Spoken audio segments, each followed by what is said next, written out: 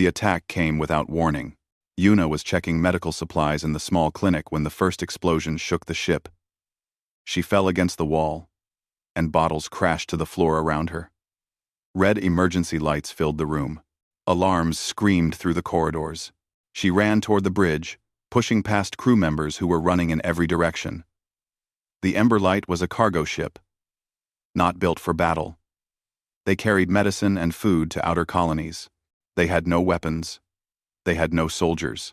When Yuna reached the bridge, she saw the damage on the main screen. 3 ships surrounded them, Krix raiders. Their dark vessels looked like metal insects, ugly and dangerous. The Krix were known throughout the galaxy as thieves and killers. They took what they wanted and left nothing behind. Captain Tejo stood at the center of the bridge, blood running down his face from a wound on his head. He was shouting orders, but there was nothing anyone could do. The Ember Light was already broken. Smoke poured from damaged sections. The engine made terrible sounds before going silent. "They want our cargo," Tejo said, his voice rough with pain. "Everyone stay calm. Let them take it. Our lives are more important than supplies." The Krix boarded their ship. Yuna watched from the bridge as the raiders moved through the corridors on the security screens. They were tall creatures, with gray skin and 4 arms. They worked fast, taking everything valuable. Medicine, food, equipment, even personal items from crew quarters, but they were not satisfied with just stealing. Before they left, the Krix destroyed the engine completely. They broke the navigation systems. They damaged the communication array. One of the raiders looked directly at a security camera and smiled with too many teeth. "No witnesses," he said in broken common language. "You die here. Slow." Then they were gone. The Ember Light drifted in the cold darkness of space. 47 crew members were still alive. 12 were injured. 3 were dying. Yuna worked through the night. She was only a junior medical officer, but the senior doctor was dead, killed in the first explosion. She cleaned wounds. She gave medicine for pain. She held the hands of those she could not save and whispered soft words as they passed. Minho found her in the clinic at hour 6, sitting on the floor with blood on her uniform. He was the senior engineer, an older man with gray in his hair and kind eyes that were now filled with worry. "The engine is gone," he said. "Completely destroyed. I cannot fix it." Yuna looked up at him. "What about communication? Can we call for help?" "I am working on it. The array is damaged, but maybe I can send a basic signal." He paused. "But Yuna, we are far from any trade route. Even if someone hears us, they may not come." "Someone will come," Yuna said, though she did not believe her own words. "The Galactic Assembly has rules. They protect cargo ships in neutral space." Minho said nothing. His silence was louder than any words. Captain Tejo was moved to the clinic. His wound was serious, and he kept falling unconscious. In his moments of awareness, he gave orders. Seal the damaged sections. Conserve power. Ration the air. The air. That was the real problem. Hana, the navigation specialist, did the calculations. She was a young woman like Yuna, with sharp eyes and a sharper tongue. She did not believe in false hope. "Life support is damaged," Hana announced to the surviving crew gathered in the cargo bay. "We have 72 hours of oxygen. Maybe less if we keep using all sections of the ship. 72 hours. 3 days to live." Minho worked without sleep to repair the communication array. At hour 18, he finally succeeded in sending a distress signal. The message went out into the void, a small cry for help in the endless darkness. They waited. At hour 24, a response came. Yuna was with Captain Tejo when Hana ran into the clinic, her face pale. "We received a message," Hana said, "from the Galactic Assembly." For a moment, hope filled Yuna's heart. Help was coming. They would be saved. Then she saw Hana's expression. "Read it," Tejo whispered from his bed. Hana's hands shook as she held the datapad. "To vessel Ember Light. We have received your distress signal. After review, the Assembly has determined that your position falls within unclaimed territory. Sector 7-9-4. This region is currently under dispute with the Krix Dominion. Sending rescue vessels would risk political conflict and potential military engagement. The Assembly cannot authorize such action for a civilian vessel. We advise you to await natural resolution of your situation. We offer our sympathies for your circumstance. The room was silent. Natural resolution, Minho repeated, his voice hollow. They mean they want us to die quietly. Yuna could not speak. She had believed in the Assembly. She had believed that civilization meant something. That being part of a galactic community meant someone would help you when you needed it. She was wrong. 47 lives, Tejo said weakly. We are not worth the trouble. Hana threw the datapad against the wall. It shattered into pieces. They are cowards. All of them. Every species on that council. They sit in their comfortable stations and decide who lives and who dies based on politics. Hana, Minho said gently. No. Tears ran down her face. Do not tell me to be calm. We are going to die here because no one cares about us. Because we are not important enough to save. Yuna stood and walked to the small window in the clinic. Outside, stars burned in the distance, beautiful and uncaring. Somewhere out there, ships flew past. People lived their lives. Governments made decisions. And here, 47 souls waited to suffocate in the dark. She thought about her family back home, her mother, who had worried when Yuna took this job, her younger brother, who wanted to be a pilot someday. She would never see them again. At hour 30, another crew member died from injuries. Yuna held his hand until the end.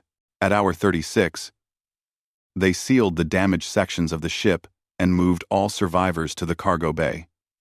It was crowded and cold, but it saved oxygen. At hour 40, Minho stopped sending distress signals. The power was needed for life support. 47 became 44. Oxygen reserves. 72 hours had become 51. Then 40. Then 30. Yuna sat with her back against the wall of the cargo bay, surrounded by her crewmates. Some were sleeping. Some were crying. The galaxy had left them to die. And so, they waited for the end. The silence was the worst part. Yuna had never understood how loud silence could be until now. In the cargo bay, 44 people breathed the same recycled air. And yet, no one spoke. What was there to say? They were dying slowly, and everyone knew it. Day 2 began like the end of day 1. Cold, dark, hopeless. The ship's heating system was failing. Minho had diverted all remaining power to life support. But even that was not enough. People huddled together for warmth, sharing blankets and body heat. Yuna moved between groups, checking on the injured, doing what little she could with almost no supplies. Captain Tejo's condition grew worse. The wound on his head had become infected, and Yuna had no medicine left to fight it. She sat beside him, changing his bandages with torn cloth, watching his face twist with fever dreams. Terrans, he whispered suddenly, his eyes half open. Yuna leaned closer. Captain, have you heard of them? The Terrans. Humans, they call themselves. Yuna had heard the name before, but she knew little about them. They were a young species, newcomers to the galaxy. They are strange creatures, Tejo continued, his voice weak but steady. The Assembly rejected their membership application 3 times. Do you know why? Asked? No, Yuna said softly, because they refused to follow rational resource protocols. Tejo smiled weakly, and it made him look very old. The Assembly has rules. When a ship is lost, when rescue is too expensive or too dangerous, you do not waste resources. You let them go. It is logical. It is practical. The Assembly left us to die because of those rules, Yuna said bitterly. Yes. But the Terrans refused to accept those rules. They said they would never abandon their own. They said every life matters, no matter the cost. Teho coughed, and blood appeared on his lips. The assembly called them primitive, emotional, dangerous. Yuna wiped the blood from his mouth. They sound foolish. No species can save everyone. Maybe, Teho said. But I heard stories. Terran ships going into dangerous space to rescue strangers. Terrans fighting impossible battles because someone needed help. They do not calculate the value of a life. His eyes closed. I wish I had met one. Just once. To see if the stories are true. He fell back into unconsciousness. Yuna sat with him for a long time, thinking about his words. A species that did not calculate the value of life. A species that would rescue strangers without asking what they would get in return. It sounded like a fairy tale. It sounded impossible. She did not believe it. Across the cargo bay, Hana sat alone at a broken console. She had stopped trying to repair it hours ago. Now, she just stared at the dead screen, her face empty of expression. Yuna walked over and sat beside her. You should rest, Yuna said. Why? Hana did not look at her. To save energy? To live a few more hours? She laughed, but there was no humor in it. I have been thinking about the galaxy, about how it really works. Hana. No. Listen. Hana finally turned to face her. Her eyes were red from crying, but her voice was steady. I believed in the assembly. I believed that being part of galactic civilization meant something. That we were all connected. That we helped each other. She shook her head. I was stupid. You were not stupid. You had hope. Hope is for children. Hana looked around the cargo bay at the dying crew. This is reality. Every species looks after their own. Every government calculates cost and benefit. Compassion is a resource, and no one wastes it on strangers. Her voice cracked. We are strangers. We are cargo that is not worth the cost of rescue. Yuna wanted to argue. She wanted to say something comforting, but she could not find the words, because she was beginning to believe Hana was right. By hour 50, another crew member died, a young engineer named Do-hun, who had just turned 20. Yuna closed his eyes and covered his face with a blanket. There was no ceremony. There was no time. Oxygen reserve is 28 hours. Minho gathered the survivors together. His face was gray with exhaustion, and his hands trembled as he spoke. I must be honest with you all, he said. The communication array is working, but no one is responding to our signals. I have sent messages to every frequency I know. Nothing. So we just wait to die? Someone asked. We conserve what we have. We stay together. Yuna watched the faces around her. Engineers. Doctors. Workers. Good people who had done nothing wrong except be in the wrong place at the wrong time. They deserved better than this. At hour 54, the temperature dropped again. People began to shake, their breath visible in the cold air. Yuna distributed the last of the thermal blankets, but there were not enough. Crew members pressed together, sharing warmth, sharing fear. Captain Teho woke briefly. His fever was very high now, and Yuna knew he did not have long. Tell my family, he whispered to her. Tell them I thought of them at the end.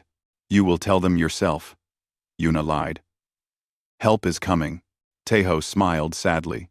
He knew she was lying, but he appreciated the kindness. At hour 60, Minho finally turned off the communication array. The power was needed elsewhere. Their voice, into the void, was silenced. Yuna sat in the darkness, surrounded by the slow breathing of dying people. She thought about her life. She thought about the choices that had led her here. She thought about all the things she would never do, the places she would never see, the people she would never meet. She thought about the Terrans. What kind of species would refuse to abandon strangers? What kind of people would risk everything to save those they did not know? It seemed impossible. It seemed like madness. But sitting in the cold darkness, waiting to die because no one cared enough to save them. Yuna found herself wishing such people existed. Hour 62. Oxygen reserves. 19 hours. The cargo bay was quiet. Most people were sleeping, conserving energy. A few were awake, staring at nothing, waiting. Yuna's eyes were closing when she heard it. A sound. A small, electronic beep from Hana's broken console. Her eyes opened. Across the bay, Hana was already moving, her fingers flying across the controls. "No," Hana whispered. "No, that is not possible." "What?" Yuna scrambled to her feet. "What is it?" Hana turned to look at her. And for the first time in days, there was something other than despair in her eyes. "A ship," Hana said. "There is a ship on our sensors." The cargo bay erupted in chaos. People woke up. People shouted. People crowded around the console, trying to see. "What kind of ship?" Minho pushed through the crowd. "Is it Crix? Are they coming back?" Hana shook her head. "The signature is not in the assembly database. I do not recognize it." "Ona. Ona. Ona. Can you contact them?" "I am trying." Hana's fingers worked desperately. The communication array was almost dead, but she pushed every bit of remaining power into it. Static filled the cargo bay. Then, through the noise, a voice. A strange voice, speaking a language none of them knew at first. Then it switched to common tongue. Broken and heavily accented. "Unknown vessel. This is Terran ship Wayward Hope. We heard your distress call. We are coming. Hold on." The cargo bay went silent. "Terran." Yuna felt her heart stop. Minho was the first to speak. "Terrans," he breathed. "They are real. They came." "How far away are they?" someone shouted. Hana checked her console. Her brief hope faded. 2 hours. Maybe more. 2 hours. They had less than 19 hours of oxygen. It would be close. Very close. But for the first time since the attack, Yuna felt something she had forgotten. Hope. Someone was coming. Someone had heard them. Someone cared. The next 2 hours were the longest of Yuna's life. She watched the small dot on Hana's screen. The dot that represented the Terran ship, growing slowly larger.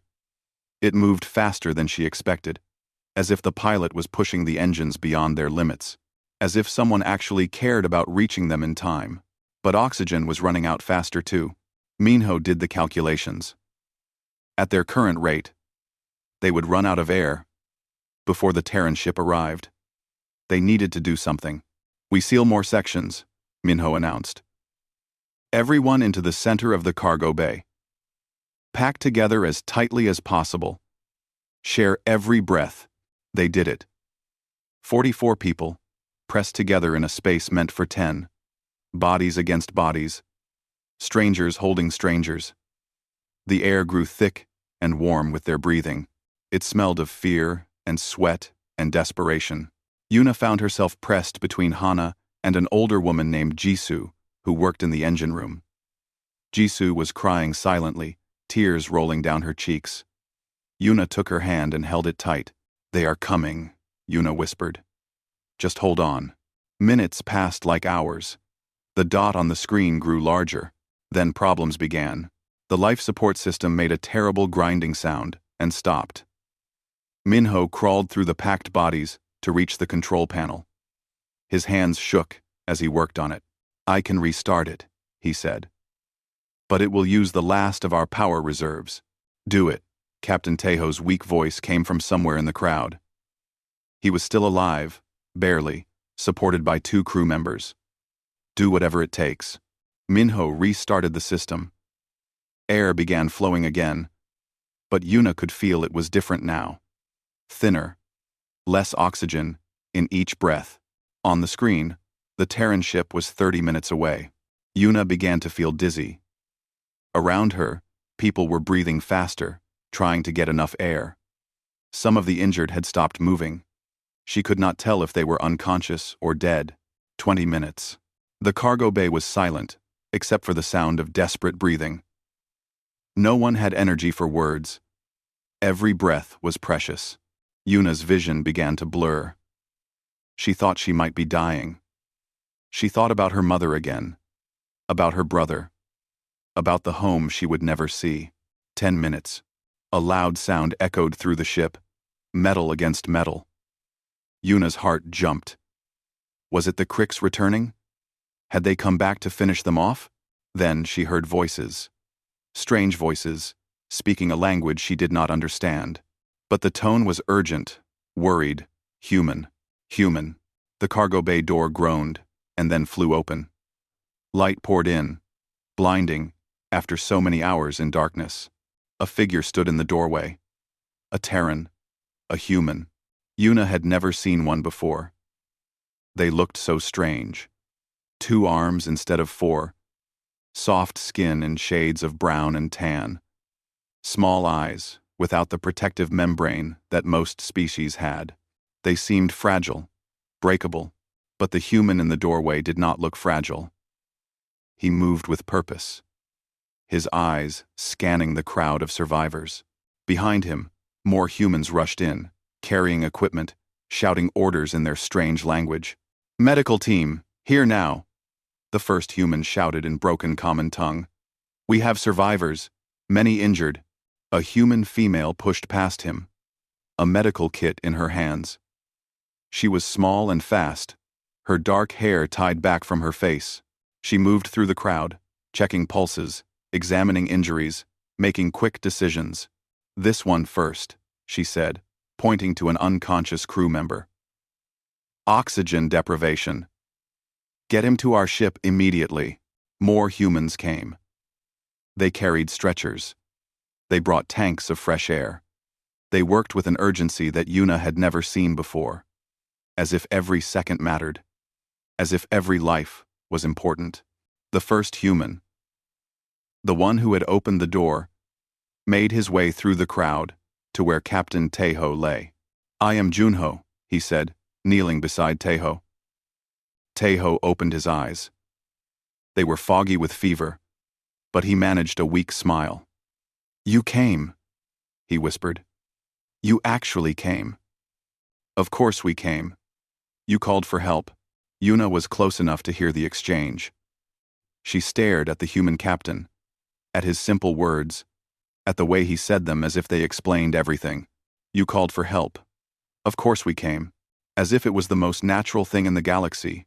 The evacuation was organized chaos. Humans moved through the cargo bay, helping survivors to their feet, carrying those who could not walk. They gave water and food. They wrapped people in warm blankets. They treated the injured right there on the floor of the cargo bay, not waiting until they reached the ship. A human helped Yuna to her feet. He was young, maybe her age, with worried eyes. "Can you walk?" he asked in heavily accented common tongue. "Yes," Yuna said. "Help the others first."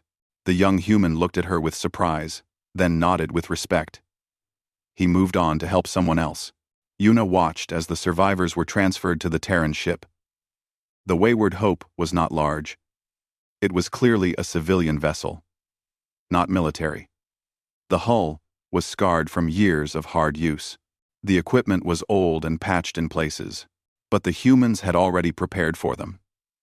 They had cleared out cargo space and filled it with beds and medical equipment. They had food ready. They had water. They had warmth. The human doctor, the small female, worked on Captain Taeho for hours. Yuna sat nearby, watching. The human used techniques and medicines that were not in any assembly medical database. When she ran out of proper supplies, she made new ones, mixing chemicals with steady hands. "Your blood is not compatible with ours," the doctor explained to Yuna during a brief pause. "But I modified our plasma. It is not perfect, but it will help." "You can do that?" Yuna asked. The doctor smiled. It made her look very young. "I learned how on the way here. I had 2 hours to figure it out." She said it simply, as if learning an entirely new medical procedure while flying through space was normal. "What is your name?" Yuna asked. "Suman." "Suman," Yuna repeated. The name felt strange on her tongue, Why did you come? Suman looked up from her work. Her eyes were tired but kind. But this sector is dangerous. The Cricks could return. The Assembly has forbidden rescue operations here. Yuna heard her own voice rising with frustration. You have no obligation to us. You do not even know us. Suman was quiet for a moment. Then she reached out and put her hand on Yuna's arm. The touch was warm and gentle. Where I come from, Suman said. We do not leave people behind. It is that simple. You were dying. We could help. So we came. Yuna felt tears in her eyes. She did not understand these humans. She did not understand how a species could operate this way, but for the first time since the attack, she felt safe. Captain Junho found her later, sitting in the converted cargo bay with the other survivors. Many were sleeping, exhausted but alive. Others were eating food that the humans had shared from their own supplies. You are the medical officer, Junho said, sitting beside her. Yuna, yes, you did well. You kept many of your people alive.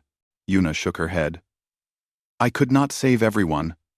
3 died before you came, but 44 survived because of you. Junho's voice was firm. That matters. They sat in silence for a moment. Can I ask you something? Yuna said finally. Of course. The Galactic Assembly refused to help us. They said we were not worth the political risk. But you came anyway, from outside Assembly space, risking your ship and your crew. She turned to look at him. Why? Junho considered the question. He was not young, Yuna realized. Lines of age marked his face, and his hair was starting to turn gray. He had kind eyes, but they held something else too, something hard and determined. Because the Assembly was wrong, he said simply. You were worth saving. Every person in that cargo bay was worth saving. He paused. The Assembly calculates the value of lives. We do not. We refuse to. But that is not logical, Yuna said. Junho smiled. No, it is not logical. But it is human. Yuna did not understand. Not yet. But she was beginning to. Life aboard the Wayward Hope was unlike anything Yuna had experienced. The Terran ship was small, built for a crew of 12. Now it carried 44 survivors, plus the humans, and the spaces were crowded beyond reason. But the humans did not complain. They gave up their beds for the injured. They slept in corridors, in corners, wherever they could find space. They shared their food, without hesitation. Yuna watched them carefully over the next 2 days, trying to understand. Suman, the doctor, barely slept at all. She moved between patients constantly, checking wounds, adjusting treatments, offering comfort. When Yuna tried to help, Suman welcomed her without question, teaching her human medical techniques as they worked side by side. You learn fast, Suman said, watching Yuna apply a bandage the Terran way. I had good teachers, Yuna replied. Before. Suman nodded. Tell me about them. So Yuna did. She talked about the senior doctor who had died in the attack, a kind old man who had taught her everything. She talked about her crew, her friends, the life she had built on the Ember Light. She talked, and Suman listened. As if she had all the time in the world. As if nothing was more important than hearing Yuna's story. This was what confused Yuna most about the humans. They cared. Not in a calculated way. Not for political advantage or personal gain. They simply cared. Captain Tejo's condition slowly improved. Suman's modified plasma had worked. He was still weak, still recovering, but he would live. When Yuna told him the news, he wept. I did not believe they were real, he whispered. The stories about Terrans. I thought they were just legends. They are real, Yuna said. They are strange, but they are real. Hana struggled more than the others with accepting the human's kindness. Yuna found her in a corner of the cargo bay, watching the Terran crew with suspicious eyes. Her arms were crossed. her jaw tight with tension. What is wrong? Yuna sat beside her. I do not trust them, Hana said flatly. They saved our lives. Yes, and I want to know why. Hana's voice was hard. Nobody does something for nothing. The assembly taught us that. Every species taught us that. Help is a transaction. So what do they want from us? I asked Captain Junho the same question. And what did he say? Yuna remembered his answer. He said, they came because we called for help. Because we were worth saving. Hana made a bitter sound. Pretty words. But what do they want? Payment? Labor? Political favors? What is the real cost of our rescue? I do not think there is one. Hana turned to stare at her. You believe them? You actually believe they risked their lives for strangers with no expectation of return? Yuna was quiet for a moment. Then she said, Come with me. She led Hana through the ship to the small common area where the Terran crew gathered during breaks. 3 humans were there, including Wu Jin, the tactical officer. He was teaching a group of Velen children a game with colored cards. The children were laughing. Yuna had not heard laughter since before the attack. Wu Jin looked up and smiled at them. Hello. Would you like to join us? Hana stared at him. Why are you doing this? Playing cards? Wu Jin looked confused. Because the children were scared. Games help? No. Hana stepped closer. Why did you come for us? What do you want? Tell me the truth. The other humans in the room went quiet. Wu Jin set down his cards and stood up slowly. He was tall for a human, with broad shoulders and a kind face that now looked very serious. The truth, he repeated. You want to know what we want? Yes. Wu Jin nodded. He walked to a small screen on the wall and pulled up a file. 3 months ago, we found a damaged ship from the Maran species. 12 survivors. We brought them to safety. They asked the same question you are asking. He changed the display. 6 months before that, a Tosk vessel. 8 survivors. Same question. Another change. A year ago, a colony transport. 43 survivors, including 17 children. The screen showed image after image. Different ships, different species, different faces. Every time they ask us the same thing, Wu Jin said quietly. What do you want? What is the cost? He turned to face Hana. I understand why you ask. The galaxy taught you that help is never free. That kindness is just another form of transaction. Hana's jaw was tight. Are you going to tell me humans are different? Yes. Wu Jin's voice was simple, certain. We are different. Not better, not worse, just different. Where we come from, there is a belief that has survived for thousands of years. It has many names in many languages, but the meaning is always the same. He paused. You do not leave people behind. That is not rational, Hana said. Resources are limited.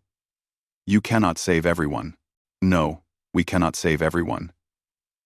And when we fail, at least we know we did not fail, because we did not care enough to act. Hana stared at him for a long moment. Then, slowly, her shoulders dropped. The tension began to leave her body.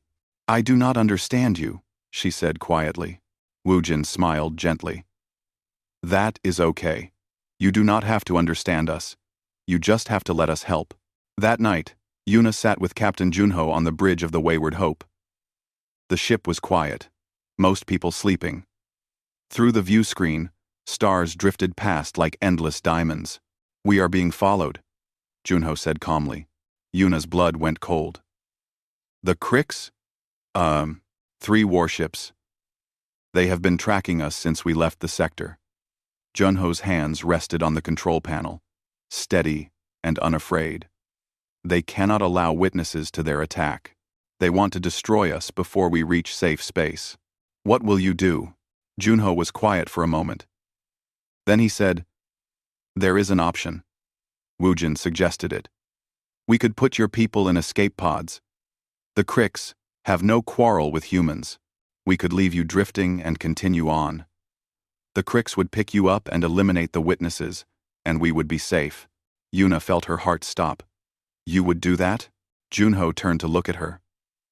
In the dim light of the bridge, his face was unreadable. Then he smiled. No, he said. We would never do that. Woojin suggested, it only to remind us what we are not, what we refuse to become. He turned back to the view screen. We took responsibility for your people when we answered your distress call. That responsibility does not end, because the situation becomes dangerous. But your crew, Yuna said. Your ship. You could die because of us. Yes. We could. Junho's voice was steady. But some things are more important than survival. If we abandon you to save ourselves, we become something we do not want to be. We become like them. He gestured toward the stars, toward the distant assembly stations, toward a galaxy that calculated the value of lives. We refuse. Yuna felt tears on her cheeks. She did not try to hide them. You are strange creatures, she whispered. Strange and wonderful. Junho laughed softly. We have been called many things. Primitive, emotional, irrational. Perhaps all of those things are true. But we have also been called something else. What? Junho's eyes met hers, and in them she saw something that looked like hope. We have been called human. And that is enough for us. Behind them, somewhere in the darkness of space, 3 Crix warships drew closer. The wayward hope flew on. The alarm woke everyone at once. Yuna sat up in the crowded cargo bay, her heart pounding. Around her, survivors scrambled to their feet, fear returning to faces that had just begun to hope. Captain Junho's voice came through the ship's speakers, calm and steady. All hands, we have contact. 3 Crix warships are moving to intercept. Everyone stay calm, and stay where you are. Yuna pushed through the crowd and ran toward the bridge. She had to see. She had to know. When she arrived, Junho and Wu Jin were already there, staring at the tactical display. 3 red dots moved toward them, closing fast. The Wayward Hope's single blue dot seemed very small in comparison. Their weapons are armed, Wu Jin reported. They are broadcasting a demand. They want us to surrender the Velen survivors. Junyu did not hesitate. Open a channel. The view screen flickered to life. A Crix face appeared, gray-skinned and cruel. Yuna recognized the markings on his uniform. High Commander. A leader. Terran Vesil. The Crix spoke, his voice like grinding metal. You carry witnesses to a Dominion operation. This is unacceptable. Surrender the alien survivors, and you will be allowed to leave. Junho stood straight, his hands clasped behind his back. This is Captain Junho of the Wayward Hope.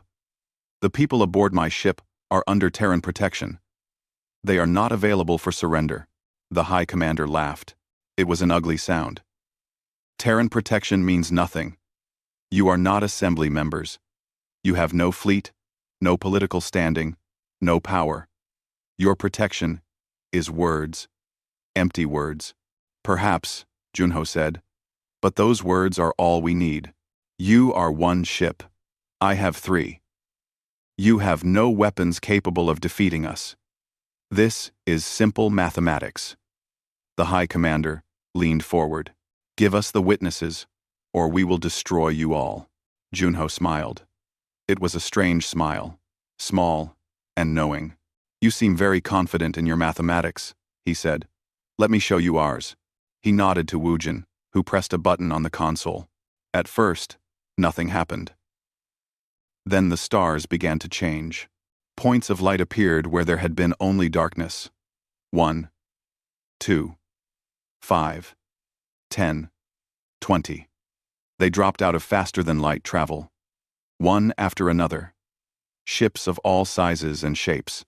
Freighters, mining vessels, transport ships, a passenger liner, even a small yacht, Terran ships, all of them. Yuna stared at the tactical display in disbelief. The 3 red dots of the Krik's warships were now surrounded by dozens of blue dots. "What?" she whispered. "How?" Junho glanced back at her. "I have been broadcasting our situation since we picked you up. Not to the assembly. They would not care. But to our own people. Open channels. Public frequencies." His smile widened. Terrans listened to each other. On the view screen, the High Commander's face had changed. The confidence was gone. In its place was something Yuna had never expected to see on a Krix: fear. "These ships are not military," the High Commander said. But his voice had lost its strength. "They are civilian vessels." "Yes," Junho agreed. "They are miners and traders and families on vacation. They are ordinary people who heard that strangers were in trouble and changed course to help." He stepped closer to the screen. "And every single one of them is armed, because Terrans arm everything. It is a strange habit of ours." A new voice crackled through the communication system. It was rough and angry. "This is Captain Byunho of the mining freighter Iron Will. I came 47 hours out of my way for this. You Krix have 30 seconds to leave before I show you what a mining laser does to military hull plating." Another voice joined in. "Passenger liner Starlight here. I have 300 civilians on board, and every one of them volunteered to come. My engines are old, but they will ram just fine." More voices, more ships, all of them saying the same thing in different ways. "We are here. We will not leave. Try us." Yuna felt tears streaming down her face. She was not alone. All around her, in the cargo bay below, she knew the survivors were watching, listening, weeping. This was impossible. This was madness.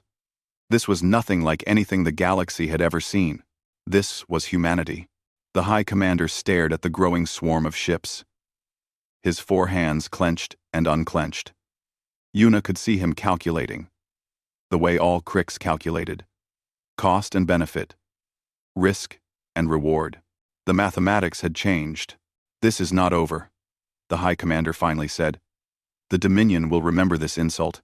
"Good," Junho replied. "Remember it well. Remember that you cannot threaten people under Terran protection. Remember that we will come. No matter how far, no matter how dangerous." His voice hardened. "And remember that next time, there will be more of us." The communication ended. On the tactical display, the 3 red dots turned and moved away. The Krix were retreating. The bridge erupted in cheers. Woojin grabbed Junho in a rough hug. Other crew members shouted and laughed and cried. Yuna could not move. She stood frozen, watching the red dots disappear, watching the blue dots of the Terran fleet spread out around them like a protective shell. Someone had come for them. Not just someone. Dozens of someones. Strangers who had left their roots, their schedules, their lives, because they heard that other strangers needed help. Hana appeared beside her. Her face was wet with tears, her eyes wide with wonder. "I do not understand," Hana whispered. "I do not understand how this is possible." Yuna took her hand. "Neither do I." In the hours that followed, the Terran fleet escorted the wayward Hope toward safe space. Ships flew in formation around them, a wall of metal and determination. Their captains checked in regularly, asking if anyone needed supplies, medical help, anything. Yuna walked through the cargo bay, watching the survivors. Many were gathered at view screens, watching the fleet around them. Children pressed their faces against the glass, counting ships. Captain Tejo was awake, propped up against a wall. When Yuna approached, he reached out and took her hand. "The stories were true," he said softly. "The Terrans are real. They are real," Yuna agreed. "They came for us. All of them." Tejo closed his eyes. "When we return home, I will tell everyone. I will tell them about the species that does not calculate the value of life. I will tell them about the ships that came from everywhere to save strangers." He smiled. "The galaxy needs to know that there is another way. That compassion is not weakness." Later, Yuna found Junho standing alone on the bridge, looking out at the stars. Why? She asked him again.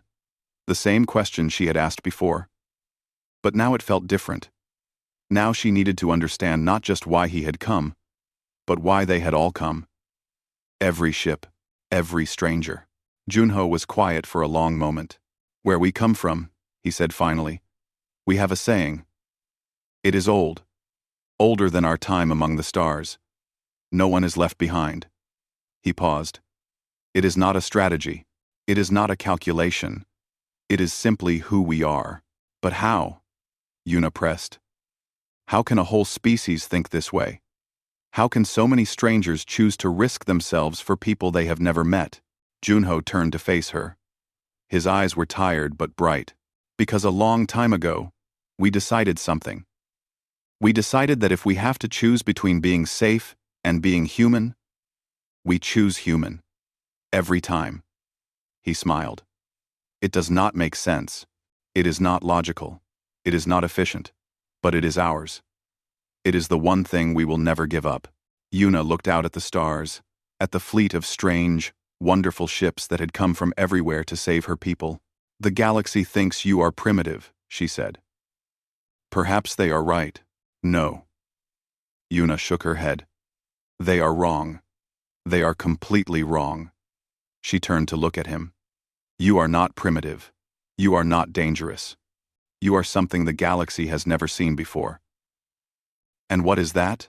Yuna thought about the cold message from the assembly. She thought about the Cricks who had left them to die. She thought about every species that had calculated the cost of their lives and found them wanting. Then she thought about the 12 humans on a battered freighter who had flown into danger to save strangers. She thought about the fleet that had come from all corners of space. She thought about a species that refused to leave anyone behind. You are hope, she said. You are proof that the galaxy does not have to be this way. That compassion can be strength. That caring about strangers is not weakness, but the bravest thing anyone can do. She felt tears on her face again, but she did not try to stop them. You are human, she whispered. And that is the most wonderful thing I have ever seen. Junho reached out and gently took her hand. His grip was warm and strong. Then let us show the galaxy together, he said. Let us show them what it means to never leave anyone behind. The wayward hope flew on, surrounded by a fleet of strangers who had chosen to be family. Behind them, the darkness waited. Ahead, the stars beckoned. And somewhere in the vast reaches of space, on 100 worlds, beings who had heard the story began to whisper a question they had never dared to ask before. What if the humans are right? What if compassion is not weakness? What if no one has to be left behind? The galaxy would never be the same.